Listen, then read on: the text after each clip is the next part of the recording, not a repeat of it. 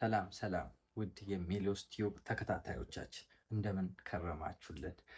እግዚአብሔር ይመስገን እኛ ጋር ሁሉ ሰላም፣ ሁሉ ተማም። እንግዲህ ከረጅም ጊዜ መጥፋት በኋላ ወደ እናንተ ብቅ ብለናል ማለት ነው። እንግዲህ ፔጁን ሰብስክራይብ በማድረግ ቪዲዮን ላይክ በማድረግ ጀምሩ። ለብዙዎች እንዲደርስ ደግሞ ቪዲዮን ሼር አድርጉልን።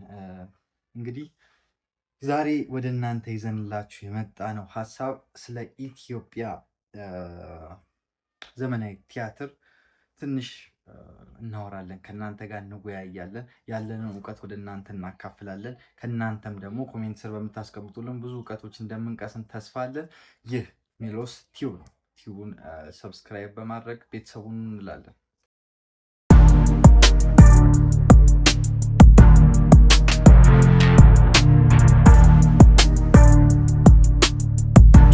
እንግዲህ ምንም እንኳን ዘመናዊ ቲያትር በ20ኛው ክፍለ ዘመን ነው የተስፋፋው። ነገር ግን ኢትዮጵያ ውስጥ ከዛ በፊት ቲያትር አልነበረም ማለት ትንሽ ያዳግታል። ምክንያቱም አብዛኞቻችን የቤተክርስቲያን ስርዓቶች፣ የቅዱሳን ታሪኮቻችን፣ አፈ ታሪኮቻችን ሲወሩ በቲያትር መልክ ነበረ።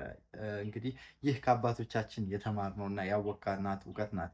ለምሳሌ እያንዳንዱ አፈ ታሪኮች አደኖቻችን ለሰዎች ሼር ስናደርግ ላይክ እኔ ለእናንተ ሼር እንደማደርግላችሁ አደናቸው ሁሉ ነገራቸው ቲያትራዊ ወይም ደግሞ ድራማቲክ ይዘት የነበረው ነው።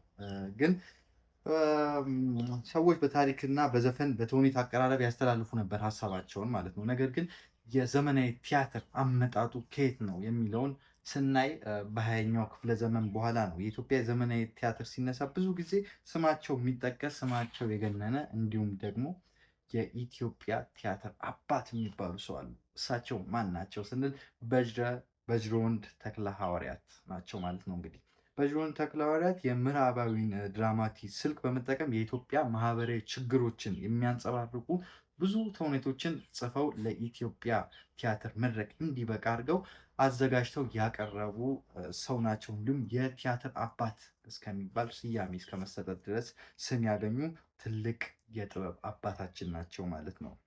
እንግዲህ ከበጅሮንድ ተክለ ሐዋርያት ድርሰቶች መካከል ፋቢያ የተባለው በጣም ታዋቂ ድርሰታቸው ነው። ይህ ተውኔት ማህበራዊ ትችትን በጥበብ መልክ ማለት ላይክ አሁን እኛ እንዳለንበት ሀሳብን በነፃነት በማናንጸባርቅበት ዘመን በቲያትር መልክ የኢትዮጵያን ችግር የጻፉበት ማለትም ያንጸባረቁበት ተውኔታቸው ነው። በጅሮንድ በኋላ ብዙ ጸሐፊያን ተነስተዋል። ደራሲዎች ተውኔቶች ተከትለዋቸዋል። ከበጅሮንድ በኋላ ለምሳሌ ያክል ዮፍታይ ንጉሴ፣ መንግስቱ ለማ እንዲሁም ሎሬት ጸጋዬ ገብረመድኅን ናቸው።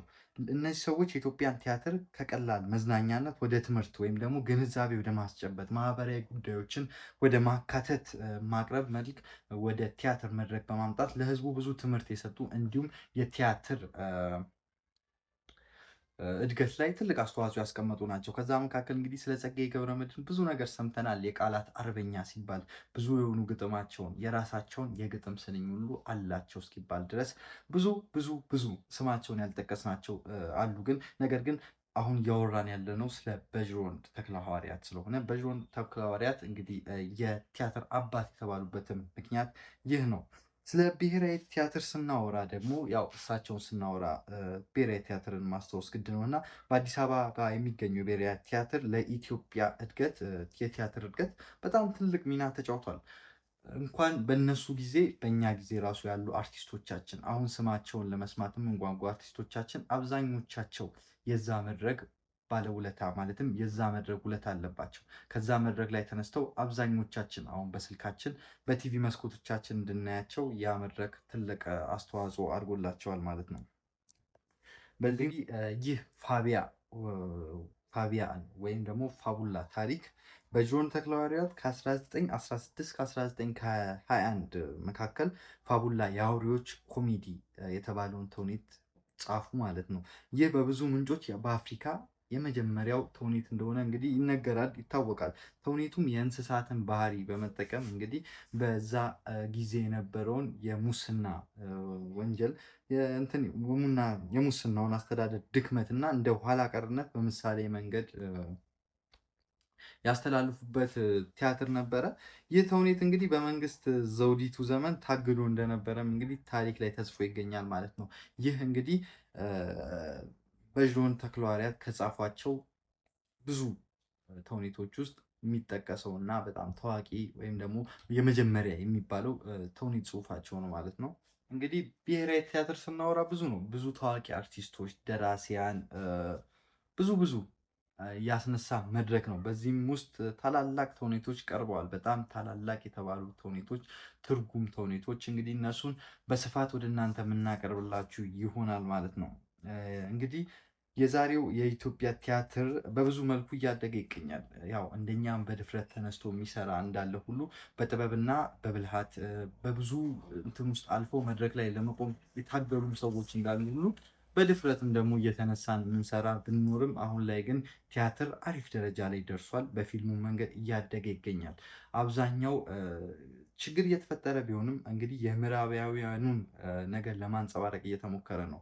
ከዛ ውጪ ቲያትር በኢትዮጵያ ውስጥ በፊት ከነበረበት ደረጃ በሚገባ አድጎ ነበረ ነው የኔ አስተያየት። ምክንያቱም አሁን ላይም በዛ ከፍታ እየሄደ ነው ለማለት ትንሽ ይዳግታል። ነገር ግን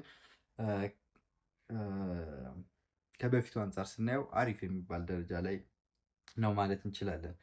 እንግዲህ በመጨረሻም እንግዲህ የኢትዮጵያ ቲያትር ታሪክ ከባህላዊ አቀራረቦች ተነስቶ እስካሁን ያለበትን እንግዲህ በወፍ በረር ለማየት ሞክረናል። እንግዲህ የኢትዮጵያ ቲያትር ከባህላዊ መንገድ ተነስቶ አሁን ያለበት ወይም ሞደርን ቲያትር ወደሚለው ደርሷል። እንግዲህ ይህንን በወፍ በረር ባለችን ትንሽዬ እውቀት ለማየት ሞክረናል። በቀጣይ ስለ ዮፍታይ ዮሐንስ የምንሰራላችሁ ይሆናል። ወይም ደግሞ ሌላ እንድንሰራላችሁ የምትፈልጉት የጥበብ አባቶቻችንን ስም ኮመንት ላይ በማስቀመጥ እኛም የእናንተን ትዕዛዝ በመቀበል ከአባቶቻችን እየጠየቅን ወደ እናንተ የምናደርስላችሁ ይሆናል። ይህ ሜሎስ ቲዩብ ነው። ሜሎስ ቲዩብን ሰብስክራይብ እያደረጋችሁ ቤተሰብ ሁኑ እንላለን። ስላዳመጣችሁን፣ ስለተከታተላችሁን ከልብ እናመሰግናለን። ሰላም፣ ፍቅር፣ ጤና ለእናንተ ብለናል። መልካም ሁሉ ለእናንተ። በቀጣይ ፕሮግራም እስከምንገናኝ ቸር ቆዩልን።